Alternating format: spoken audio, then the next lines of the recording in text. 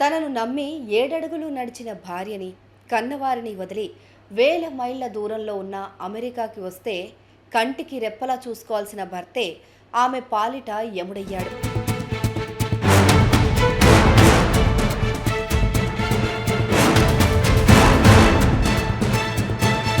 పెళ్లైన కేవలం 5 నెలలకే ఇండియాలో ఉన్న తన ప్రియురాలి కోసం భార్యను గొంతు నులిమి అత్యంత దారుణంగా హత్య చేశాడు ఒక Telugu software engineer.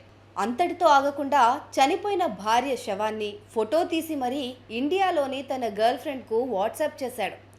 Hyderabad techie Avinash Narne bathroom murder మిస్టరీలో ఏం జరిగింది డీటెయిల్గా ఈ వీడియోలో చూద్దాం.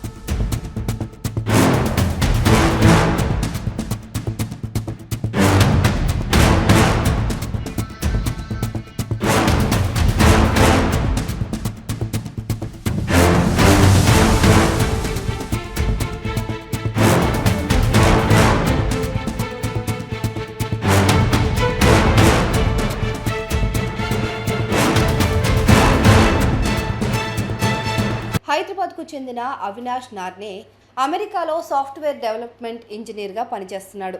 అతనికి 2025 జూన్ 5వ తేదీన రాజితా సబ్బినేని అనే యువతితో పెద్దలు కుదిర్చిన వివాహం జరిగింది. పెళ్ళైన తర్వాత ఇద్దరూ అమెరికాలో కాపురం పెట్టారు.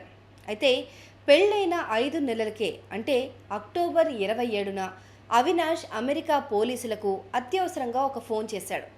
తాను 40 నిమిషాల పాటు బయటకు వెళ్ళొచ్చేసరికి తన భార్య లోపల నుంచి బాత్రూమ్ లాక్ చేసేసుకుందని, ఎంత పిలిచినా తలుపు తీయడం లేదని నమ్మబలికాడు. పోలీసులొచ్చి తలుపులు పగలగొట్టి చూస్తే రాజిత అపస్మారక స్థితిలో పడి ఉంది. ఆసుపత్రికి తరలించేలోపే ఆమె చనిపోయినట్లు డాక్టర్లు నిర్ధారించారు.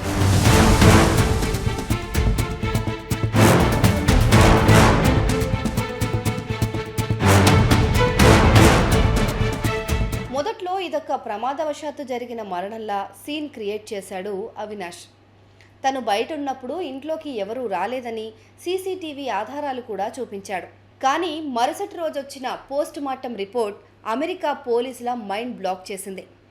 రాజితది సహజ మరణం కాదని, ఎవరో ఆమె గొంతును బలంగా నొక్కి శ్వాసాడకుండా చేసి చంపేశారని పోస్ట్ మార్టం నివేదికలో తేలింది. ఇంట్లోకి బయటి వ్యక్తులు ఎవరూ రాలేదంటే ఖచ్చితంగా ఆ సమయంలో ఇంట్లో ఉన్న భర్త అవినాషే ఈ హత్య చేసుంటాడని పోలీసులు నిర్ధారించుకున్నారు. దాదాపు 9 నెలల పాటు పక్కా ఆధారాలు సేకరించి అతన్ని జూలై 5వ తేదీన అరెస్ట్ చేశారు.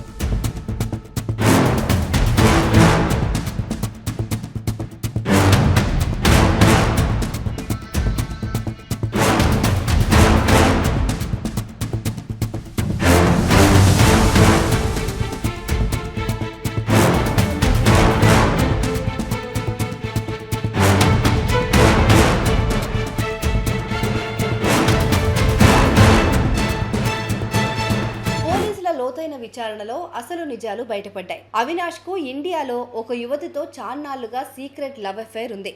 విచిత్రం ఏంటంటే ఆ ప్రియురాలు అవినాష్ రాజితల పెళ్లికి కూడా హాజరైంది. పెళ్లైన లవర్తో బంధాన్ని వదులుకోని అవినాష్ భార్యను వదిలించుకోవాలని ప్లాన్ చేశాడు. హత్య చేసిన రోజున కూడా తన లవర్కు ఏకంగా 4 సార్లు ఫోన్ చేశాడు.